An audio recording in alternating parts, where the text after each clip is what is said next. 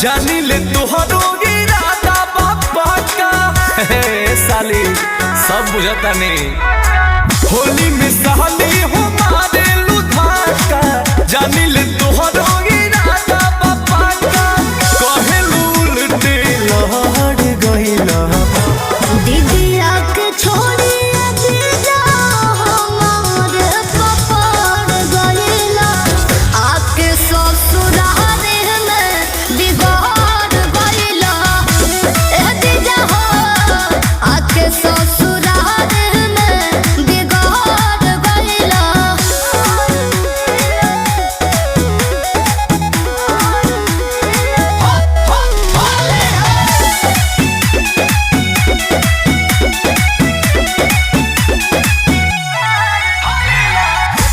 तोहरे कमान बहते बेरी बेरी ठेकेलू।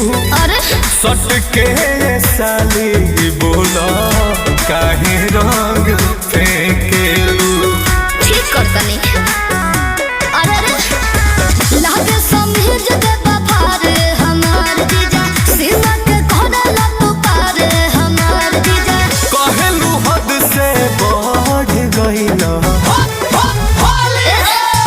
दीदिया के छोड़ी दीजा हमार पपड़ गइला। आके ससुराल में बिगाड़ गइला।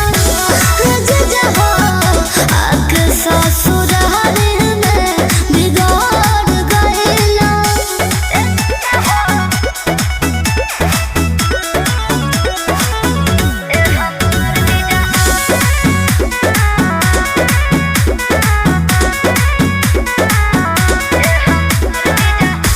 प्यार के पकौड़ी में हाँ डाल दो न बेसन। काहे के फगुआ में मीठ होई तब नूरी लेसन। बुझ गनी हाँ घरो खयाल बस तनिका तू दीदिया के। छोड़ा रे अंकुश राजा रहपन हो दीदिया के। कहती नजरी में गहर गइला।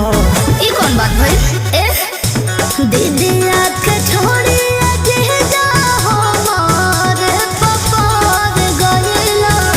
आके ससुराल में बिगाड़ गइला। ए दीजा हो आके ससुराल में बिगाड़ गइला।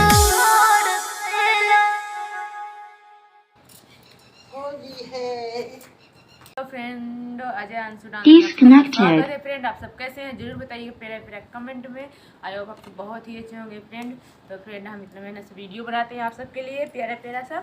और आप सब मेरा वीडियो जरूर देखिएगा लास्ट तक और बहुत सारा प्यार दुलार अपना दीजिएगा जैसे सभी को देते हो। और एक लाइक सब्सक्राइब कमेंट कर दीजिएगा प्यारा फ्रेंड। आप सब मेरा वीडियो जरूर देखिएगा और अपना ख्याल रखिएगा। फिर मिलते हैं किसी नए वीडियो के साथ। Bye by.